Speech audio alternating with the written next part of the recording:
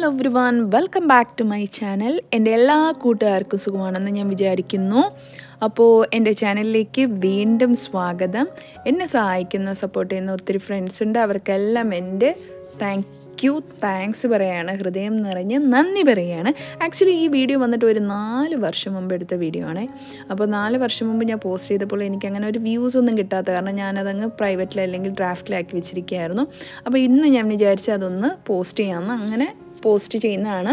അപ്പോൾ ഇന്നത്തെ റെസിപ്പി കണ്ടല്ലോ നിങ്ങൾ, ബേക്ക്ഡ് ചിക്കൻ റെസിപ്പിയാണ്. അപ്പോൾ ഒരു സവാള ഇതുപോലെ കഷ്ണങ്ങളാക്കുക, എന്നിട്ട് ഒരു പൊട്ടാറ്റോ എടുക്കുക, അതിൻ്റെ കൂടെ ഒരു തക്കാളിയും വേണം. ഇത്രയാണ് ഇതിൻ്റെ വെജിറ്റബിൾസ് എന്ന് പറയുന്നത്.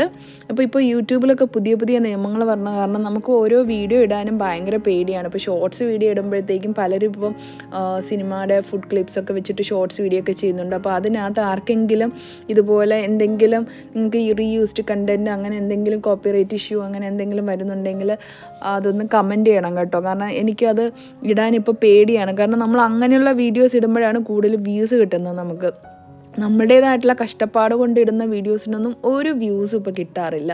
അപ്പോൾ അതുകൊണ്ട് ഇപ്പോൾ യൂട്യൂബ് തന്നെ ചില സമയത്ത് ഞാൻ വിചാരിക്കും നിർത്തിപ്പോയാലോ എന്ന്, അങ്ങനെയുള്ളൊരു കണ്ടീഷനിലാണ് ഇപ്പോൾ പൊയ്ക്കൊണ്ടിരിക്കുന്നത്. അപ്പം എനിവേ ഇപ്പം നമ്മൾ റെസിപ്പിയിലോട്ട് കിടക്കാം. അപ്പോൾ ഒരു പൊട്ടാറ്റോ, ഒരു തക്കാളി, ഒരു സവാള, അതിൻ്റെ കൂടെ കുറച്ച് ഒലിവ് ഓയിൽ ഇട്ട് കൊടുക്കുക, കുറച്ച് ആവശ്യത്തിന് ഉപ്പിട്ട് കൊടുക്കുക. എന്നിട്ടിത് നല്ലപോലെ മിക്സ് ചെയ്തൊന്ന് നമുക്ക് ഇതൊന്ന് മാറ്റി വെച്ചേക്കാം.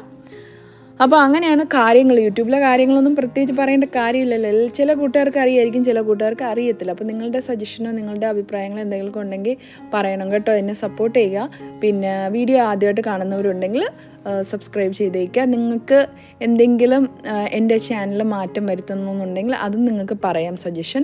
അപ്പോൾ ഇതിൻ്റെ കൂടെ ഇപ്പോൾ വേറൊരു ബൗൾ എടുത്തിട്ട് നമുക്കിതിലേക്ക് കുറച്ച് ജിഞ്ചർ ഗാർലിക് പേസ്റ്റ്, മുളക് പൊടി, മഞ്ഞൾപ്പൊടി, പെരിഞ്ജീരകപ്പൊടി, കുരുമുളക് പൊടി, ഗരം മസാല പൗഡർ, ആവശ്യത്തിന് ഉപ്പ്, ഇതെല്ലാം കൂടി നന്നായിട്ടൊന്ന് മിക്സ് ചെയ്യണം കേട്ടോ. മിക്സ് ചെയ്തിട്ട് നമുക്കിതിലേക്ക് ഈ കഴുകി വൃത്തിയാക്കി വെച്ചിരിക്കുന്ന ചിക്കൻ കഷ്ണങ്ങൾ ഇട്ട് കൊടുത്തിട്ട് നല്ലതുപോലെ ഒന്ന് മാരിനേറ്റ് ചെയ്യണം.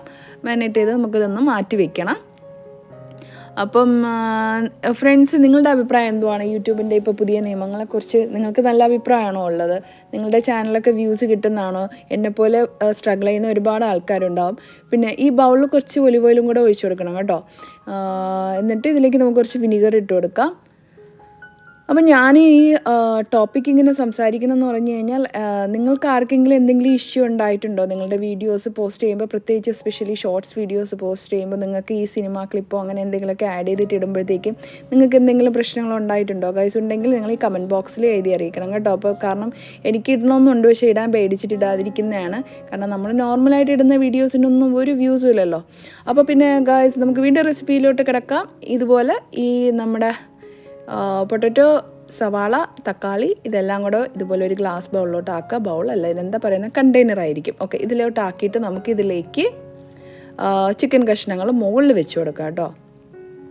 പിന്നെ എൻ്റെ ചാനൽ സപ്പോർട്ട് ചെയ്യുന്ന എല്ലാ ഫ്രണ്ട്സിനെയും ഞാൻ തിരിച്ച് സപ്പോർട്ട് ചെയ്യുന്നതായിരിക്കും, ചെയ്തുകൊണ്ട് തന്നെയാണ് ഇരിക്കുന്നത്. എന്നെ സപ്പോർട്ട് ചെയ്യുന്ന എല്ലാ ഫ്രണ്ട്സിനെയും ഞാൻ തിരിച്ചും ചെയ്യാറുണ്ട് ഗായ്സ്. അതുകൊണ്ട് തിരിച്ച് ചെയ്യുന്നില്ല എന്ന് നിങ്ങൾ ആരും വിചാരിക്കരുത്.